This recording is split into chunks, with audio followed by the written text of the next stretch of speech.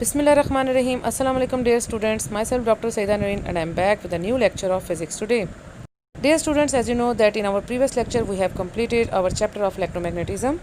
That's why in today's lecture I will give you an assignment of short answer and questions about this chapter after summarizing the important formulas and constants. So it's time to study some important formulas and constants of electromagnetism so that they can help you out in solving your numerical problems and short answer questions. So first of all, in this chapter you have studied about force on a current carrying coil, magnetic flux, Ampere's law, magnetic field through a current carrying solenoid, force on a moving charge in a magnetic field, Lorentz force, charge to mass ratio in terms of velocity and potential difference, and a torque on a current carrying coil, which is also known as deflecting couple. You have also studied about restoring torque, that is equal to c theta, then the relation between current and the angle of deflection in the topic of galvanometer, shunt resistance and high resistance in the topics of ammeter and voltmeter.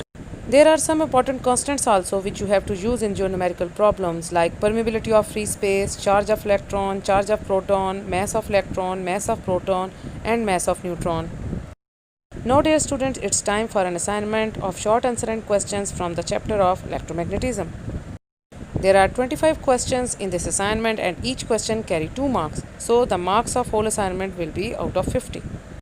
The questions are: define right hand rule to measure the direction of current and magnetic field. What is magnetic flux with unit? Define magnetic induction. Define Tesla. Define Ampere's circular law. What is solenoid? Define Lorentz force. What is CRO and why it is called so? What is the function of grid in CRO? What is the function of deflection plates in CRO? Give 2 uses of CRO. What is galvanometer and give its working principle? How can we increase the sensitivity of a galvanometer and what is the difference between sensitive and deadbeat galvanometer? Moreover, you have to know the answers about the following questions also. Define ammeter. What is a shunt resistance and how can we connect it in a circuit with galvanometer? What is a voltmeter? What is meter movement? How can we connect a high resistance with a galvanometer? How can an ammeter be connected in a circuit?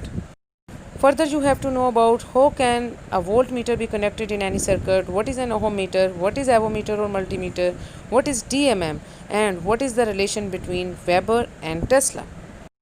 Dear students, the answers of all these questions you have marked along with your lectures.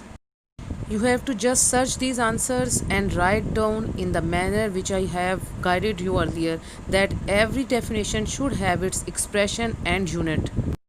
Remember students that these are the short answer and questions, so don't try to drag your answers by adding some diagrams and figures in that, and try to be to the point and accurate. I hope dear student that if you have thoroughly revised the whole chapter of electromagnetism, then these set of short answer and questions will be a great practice for you and you will enjoy it. Best of luck.